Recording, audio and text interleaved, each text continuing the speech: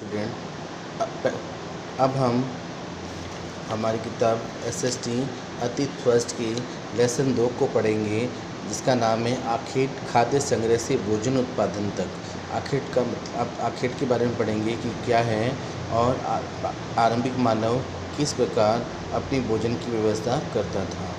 तुषार की रेल यात्रा। तुषार अपने रिश्तेदार की शादी में दिल्ली से चेन्नई जा रहा था।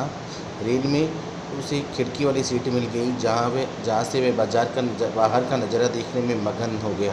तेज़ दौड़ती गाड़ी से उसने देखा कि पेड़ पौधे, घर, खेत खलिहान बड़ी तेज़ी से पीछे की ओर छूटते चले जा रहे हैं। तभी उसके चाचा ने उसके कंधे पर हाथ रख कर कहा, पता है, लोगों ने मात्र 150 साल पहले रेल से यात्रा शुरू की थी, बस तो उसकी कुछ दशक बाद आई। तुषार सोचने लगा कि जब लोगों के पास आने जाने के लिए तेज़ रफ्तार वाले सवारियाँ नहीं थी, तो क्या वे यात्रा ही नहीं करते थे?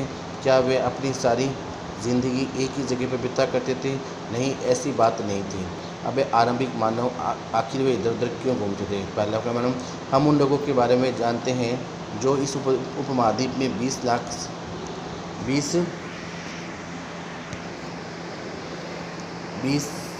लाख साल पहले रहा करते थे। आज हम उन्हें आखेटिक खाद्य संग्रह के नाम से जानते हैं। भोजन का इंतजाम करने की विधि के आधार पर उन्हें इस नाम से पुकारा जाता है, क्योंकि लोगों के आखेटिक खाद्य संग्रह का मतलब होता है कि वह भोजन के लिए इधर उधर घूमते थे, यात्रा करते थे और उधर को जो भी उन्हें कोई मिलता है उससे अपने परिवार का पेट पालते। आमतौर पर खाने के लिए जंगली जानवरों का शिकार करते थे, मछलियाँ और चिड़िया पकड़ते, फल फूल, दाने, पेड़ पौधे, अंडे इकट्ठा किया करते। आखेटक खाद्य संग्राहक संप्रदाय के लोग एक जगह से दूसरी जगह पर घूमते रहते। ऐसा करने के कई कारण थे। पहला कारण यह है कि अगर वे एक ही जगह पर ज़्यादा दिनों तक रहते तो आसपास के पौधों, फलों और जानवरों को खाकर समाप्त कर देते, इसलिए और भोजन की तलाश में उन्हें दूसरी जगह पर जाना पड़ता।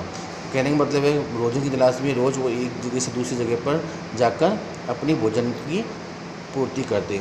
दूसरा कारण कि जानवर अपने शिकार के लिए, फिर या हिरण और मवेशी अपना चारा ढूंढने के लिए एक जगह से दूसरी जगह जाया करते हैं, इसलिए इन जानवरों का शिकार करने वाले लोग भी इनके पीछे पीछे जाया करते थे।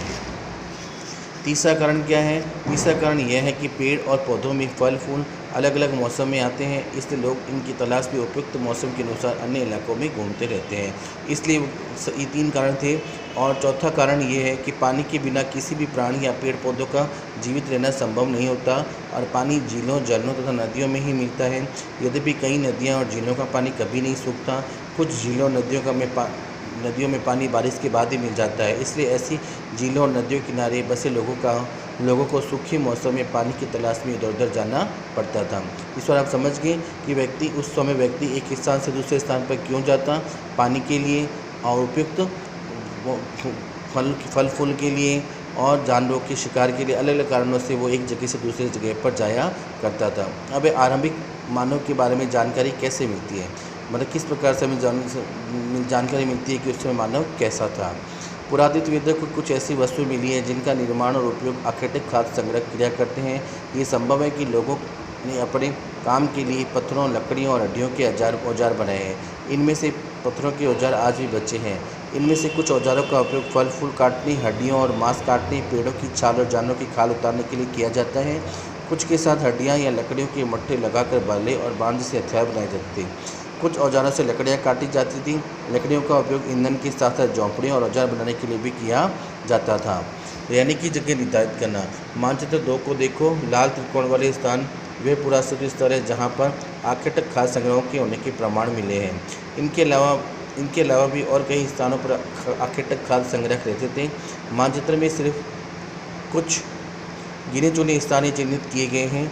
कई पुरातत्व नदियों और झीलों के किनारे पाए जाते हैं। देखो, ये लाल रंग के निशान हैं। इन निशानों पर ही उन आरंभिक मानव के रहने के जानकारी प्राप्त होती है। अब चूँकि पत्थर के उपकरण बहुत महत्वपूर्ण थे, इसलिए लोग ऐसी जगह ढूंढते रहते हैं जहाँ इसके अच्छे पत्थर मिल सके। जिन गुफाओं में लोग रहते थे उनमें से कुछ की दीवारों पर चित्र मिले हैं। इनमें कुछ सुंदर उदाहरण मध्य प्रदेश और दक्षिण उत्तर भारत प्रदेश की गुफाओं में चित्र मिले हैं। इसमें जंगली जानवरों का बड़ी कुशलता से सजीव चित्रण किया गया है। कहने का मतलब है, उस समय वहाँ की दीवारों पर लेख मिल रहे हैं वहाँ के पत्थरों से, उनकी बनाई गई उपकरणों से पता चलता है कि उस समय आदि मानव यहाँ रहा करते थे। उसके बाद है पुरास्तर। पुरास्तर क्या होता है? पुरास्तर उस स्थान को कहते हैं जहाँ औजार, बर्तन और इमारतों जैसी वस्तुओं के अवशेष मिलते हैं। ऐसी वस्तुओं का निर्माण लोगों ने अपने काम के लिए किया था और बाद में वे उन्हें वहीं छोड़ गए। ये ज़मीन के ऊपर, अंदर, कभी कभी समुद्र और नदी के तल में भी पाए जाते हैं। इन पुरास्थलों के बारे में आपको अगले अध्याय में बताया जाएगा। उसके बाद है आग की खोज। अब उस समय मनुष्य ने आग की खोज किस प्रकार की, हम देखते हैं। मानचित्र 2 में कुरनूल गुफा ढूंढो, पृष्ठ 13। यहाँ राख के अवशेष मिले हैं। राख के अवशेष मिलने का मतलब क्या है कि वहाँ उस समय आग की खोज हो चुकी थी। इसका मतलब है कि आरंभिक लोग आग जलाना सीख गए थे। आग का इस्तेमाल कई कार्यों के लिए गया होगा, जैसे कि प्रकाश के लिए, मांस भूनने के लिए या खतरनाक जानवरों को दूध आदि भगाने के लिए उस समय आग की खोज की गई होगी। आज हम आग का उपयोग किस लिए करते हैं? अब आपको ये बताओ, आज आप आग का उपयोग किस लिए करते हैं? हम आग का उपयोग खाना बनाने के लिए करते हैं। इस प्रकार हमने आज इसमें आरंभिक मानव की खोज, आग की खोज के बारे में पढ़ा। अब आप इसे दोबारा गौर से पढ़ें और इसके समझने की कोशिश कीजिए। अगला चैप्टर हम कल आगे पढ़ेंगे।